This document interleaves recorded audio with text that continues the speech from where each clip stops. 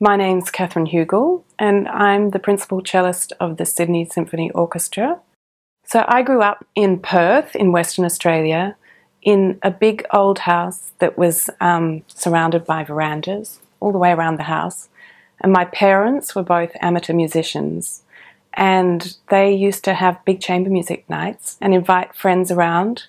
They drank lots of wine, played lots of music on the verandas on hot summer nights. And I think I was very interested in a cellist who used to come around. His name was Mr. Bean, and he played this gorgeous instrument. I think as a young child I was more interested in the size of the instrument than the sound of it. But Mr. Bean happened to have a 3/4 size cello that he lent to me.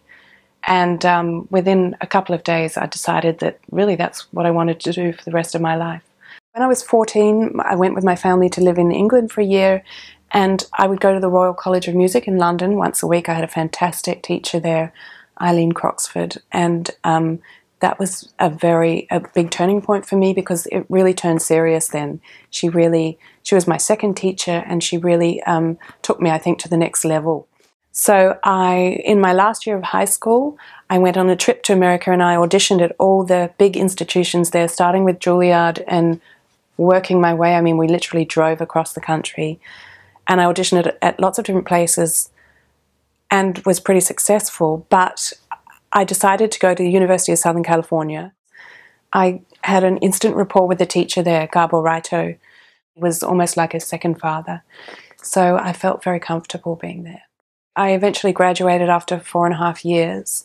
And at the end of that period, I'd gone to the Aspen Music School. I played for an Italian music director, Claudio Scimone, who was the director of I Solisti Veneti, a sort of a chamber music group based in Padova, just outside Venice. That was always my dream, to play that sort of music. Growing up in the 70s, I spent a lot of time listening to I Musici records, things like that, and I thought to travel in a small group like that, perform in a small group and play that sort of repertoire would be absolutely wonderful. I stayed for a while and then decided to go to England and London, where I continued studying with William Pleath, who was a very famous teacher.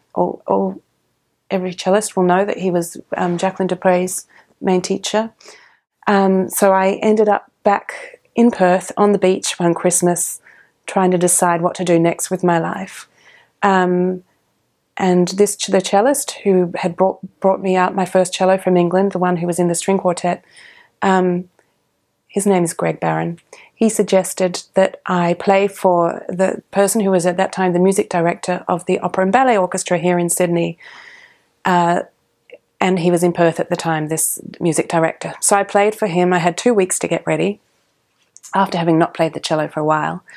I played for him. It was a Friday, and he said, "I'll see you in Sydney on Monday morning at the Opera House at 10 o'clock, ready for rehearsal with the Opera and Ballet Orchestra." And only stayed in the Opera and Ballet Orchestra for a short time, maybe 2 months. I was loving playing the cello again, but I decided maybe that wasn't the thing for me. There was an audition that came up with the Australian Chamber Orchestra. So I auditioned for them and got into the chamber orchestra. And that, again, was more my kind of repertoire. I love that kind of repertoire. So I played with them for a couple of years and then was invited to go and play with the Sydney Symphony. That was quite difficult, that job, at the age of 23. The cellists in the section were a lot older than me. They'd been there for years and years.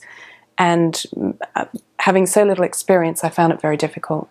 So I only lasted a couple of months before I thought, no, I'm going back to that chamber orchestra. I feel much more comfortable. Then I was enticed back to the SSO by the manager, who asked me to become a tutti player for a while, which I did. I got a job, won the audition as a tutti cellist, and I thought that would be a great way to learn how to be in an orchestra and to learn some of the repertoire. So I sat in that position for about a year, and then the principal audition came up again. I wasn't going to even attempt it, but by that time I was encouraged by all the members of my section who turned and thought that, well, maybe I could cope with it this time. So I went for the audition and won the audition. And that's when I thought maybe I'd stay for 5 years. And about 24 years later, I'm still here.